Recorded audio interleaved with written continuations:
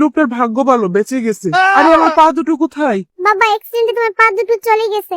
আমি আর তোমার ঘরে থাকবো না, তোমার পা নেই, আমি চলে যাচ্ছি। বাবা তুমি টেনশন করো না, আমি তোমার পায়ের ব্যবস্থা করছি। কেউ আমার বাবার জন্য সাহায্য করো। কেউ সাহায্য করছে না। এখানে কাজ করলে যে টাকা আসবে ওই টাকা দিয়ে আমরা বাবার জন্য রোবট পা লাগাবো। এই তো পেয়ে গেছি, তাড়াতাড়ি করে বাবার জন্য পা নিয়ে যাই। ইয়া বাবা ঠিক হয়ে গেছে। টমি তুমি ঠিক হয়ে গেছো? ওয়াও মায়ের লিপস্টিক গুলো তো খুব সুন্দর। এখান থেকে লাল লাল গুলো বেছে নিই। এই লিপস্টিক দিয়ে গোলাপ ফুল বানিয়ে মাকে সারপ্রাইজ দেব। ওয়াও খুব সুন্দর গোলাপ হয়েছে তো। কি ব্যাপার, ঘরের মধ্যে পুরো গন্ধ আসছে কোথা থেকে? কিরে আমার লিপস্টিক কোথায়? টমি তুই আমার এত সুন্দর সুন্দর লিপস্টিক গুলো নষ্ট করে দিয়েছিস। তোকে আজ ফ্রিজে রেখে বরফ বানাবো। মা আমার ঠান্ডা লাগছে, মা বের করো আমাকে মা। কিরে, ফ্রিজ থেকে টমির চিৎকারের শব্দ আসতেছে কেন? হায় আল্লাহ, কি হলো আমার ছেলের? আল্লাহ তুমি আমার ছেলেকে ঠিক করে দাও।